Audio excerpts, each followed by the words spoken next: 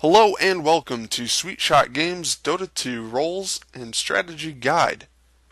Now, in this video I will be giving an overview of all of the roles or positions 1 through 5 that most of the pro players use when drafting their team.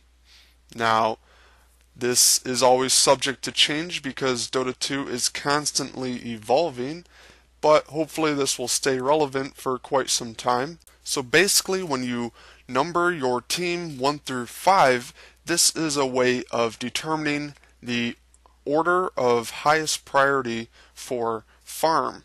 So if there's more than one person in lane, the person with the higher number is supposed to yield farm and experience to the person with the lower number.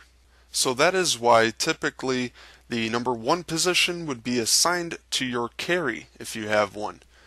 So something like an anti-mage or a faceless void would need all of the XP and gold that he can possibly get. So you assign the number 1 position to him to let everyone else know on your team that if they are in that lane with him, they need to let him do most of the last hitting. And then the number 2 position will usually be assigned to your solo mid role. And this will be extremely important typically for getting your team off to a very good start, since this role will be getting the most amount of XP usually, and then the most amount of farm in the early stages of the game.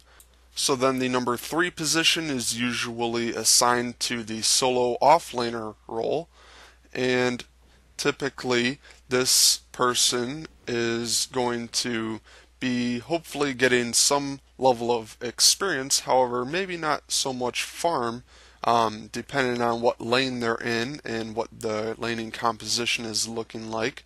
The number 4 position is then usually either a secondary support or a jungler, and hopefully we'll be able to help out your hard support with getting a few items and maybe the mechanism and some other support items. And finally, the number 5 position is typically your hard support, and this hero is simply meant to be an asset to your team by giving up on all chances and opportunities of farm in order to simply be a supporting presence to the other heroes on your team and providing wards and couriers and other support items. So keep an eye out for the next video, which will cover more in depth on the number 5 role, and as always, thanks for watching.